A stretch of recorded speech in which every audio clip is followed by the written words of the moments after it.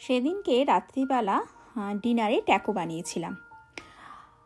যখন winter vacation চলছিল, ছেলে মেয়েদের রায় ভীষণ বায়না করেছিল ট্যাকো খাবো।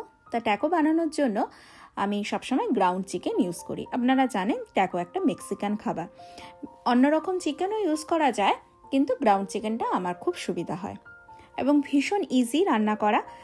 সাদা তেলের মধ্যে গ্রাউন্ড চিকেনটা দিয়ে দিয়েছি, আর দিতে হয় ট্যাকো সিজনিং।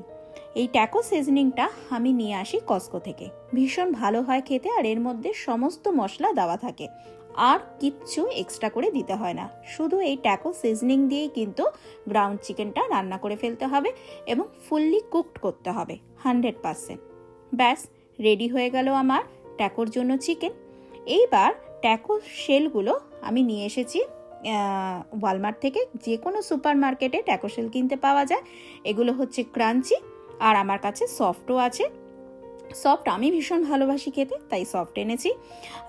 এবার সফট আর ক্রাঞ্চি এই দুটো ট্যাকো শেলকেই একটু মাইক্রোওভেনে জাস্ট হালকা মতো একটু ঘুরিয়ে গরম করে নিতে হবে।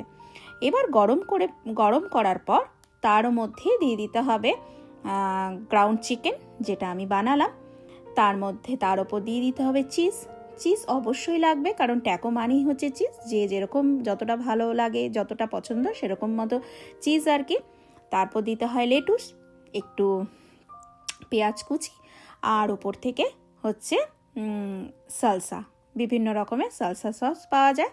ব্যাস, এইগুলো দিয়েই কিন্তু সুন্দর করে সেজে উঠেছে আমার ট্যাকো, এবং সেদিনের রাত্রির ডিনারটা কিন্তু জাস্ট ফাটাফাটি ছিল।